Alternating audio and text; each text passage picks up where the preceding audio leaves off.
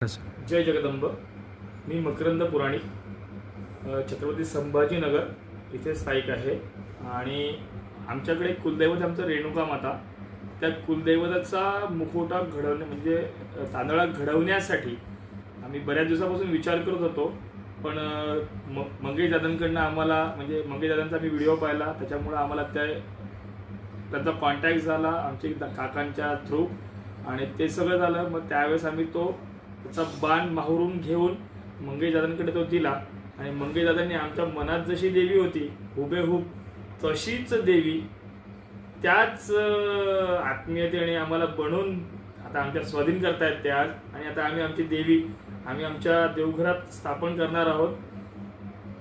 हेच सगळ्यात महत्त्वाचं की आम्हाला जसा हवा होता तसाच तांदळा दादांनी आम्हाला तयार करून दिला.